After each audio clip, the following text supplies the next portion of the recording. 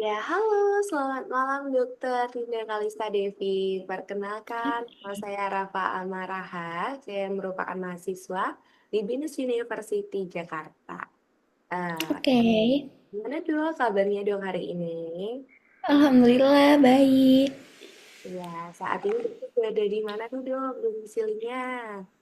Ini lagi ada di Solo nih, Kak. Oh, ya, baik. Oh, di Solo ya dokter ya. Berarti boleh ya dok tanya-tanya sedikit.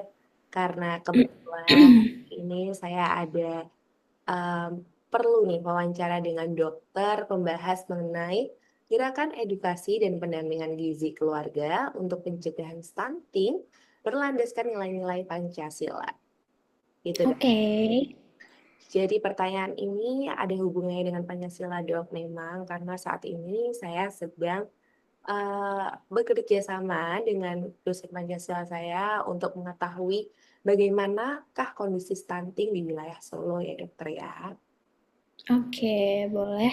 Dokter, menurut pengalaman dokter nih dok dalam mendampingi masyarakat, apakah rendahnya pengetahuan tentang gizi masih menjadi penyebab utama stunting? Atau justru saat ini tantangan terbesarnya adalah mengubah pengetahuan yang sudah dimiliki menjadi kebiasaan sehari-hari? Bagaimana kondisi tersebut dok yang sudah dokter temui di wilayah Solo mungkin atau bisa di luar Solo dokter? Silahkan dokter menjawab. Oke, izin untuk jawab ya, Kak ya. Jadi untuk berdasarkan pengalaman di lapangan nih, untuk pengetahuan ibu hamil dan ibu balita di wilayah Solo tuh sebenarnya udah jauh lebih baik dibandingkan dari tahun-tahun kemarin gitu. Jadi kayak sebagian besar udah mengetahui bahwa 1.000 hari pertama kehidupan itu merupakan masa yang sangat penting nih dalam memahami bahwa anak itu membutuhkan gizi yang cukup gitu. Tapi untuk saat ini juga masih ada tantangannya nih yang masih sering ditemui itu bukan kurangnya informasi tentang gizi ini, tapi bagaimana pengetahuan tersebut dapat diterapkan secara konsisten dalam kehidupan sehari-hari ini di masyarakat gitu. Jadi masih ada keluarga yang belum mampu menyusun untuk menu bergizi dengan bahan pangan yang tersedia di rumah gitu. Oh, jadi tantangannya justru sekarang tuh ada di kedisiplinan orang tua ya dok. Iya, konsisten dari orang tuanya gitu. Oh, baik dok. Terima kasih ya dok untuk jawabannya. Ini berarti nyambung untuk pertanyaan kedua ya dokter ya. Banyak keluarga sebenarnya sudah mengetahui pentingnya gizi berarti ya dok ya. Tetapi angka stunting kan masih ditemukan dok. Menurut dokter, faktor apa yang paling sering menjadi penghambat di lapangan? Apakah justru kondisi ekonominya dok, pola pengasuhan, kebiasaan makan keluarga, pengaruh lingkungan, atau masih adanya mitos terkait pemberian makanan kepada ibu hamil dan balita? Dari berbagai faktor tersebut, mana nih dok yang paling dominan di wilayah Solo? Oke, izin untuk menjawab ya Kak ya. Jadi untuk hambatan yang paling sering ditemuin itu bukan hanya masalah ekonomi aja gitu. Banyak keluarga yang kondisi kondisi ekonominya itu cukup, tapi untuk memahami kebutuhan gizi anak itu masih kurang gitu. Jadi kayak pola makan pada anak ini gizinya belum memenuhi gitu. Oh, Terus ada juga dari keluarga yang dengan ekonomi yang terbatas itu malah mampu menjaga tumbuh kembang anak tersebut gitu. Jadi sebenarnya kalau dari keluarga yang dengan keterbatasan ya, maksudnya dengan ekonomi yang terbatas, itu dia memiliki pengetahuan yang lebih gitu untuk memanfaatkan bahan pangan lokal yang bergizi gitu. iya, ya, ini juga menarik ya dok ya, karena kan memang pengelolaan terhadap makanan itu kan masih belum beragam ya dok hitungannya. Dengan Iya, teknologi yang sudah berkembang seperti zaman sekarang dan manfaat teknologi untuk pengolahan tuh pasti lebih mudah daripada zaman dahulu. Tapi kenapa ya dok masih banyak orang tua itu yang terpacu dengan ajaran orang tua ya dok, daripada inovasi baru ya dok ya. Iya gitu.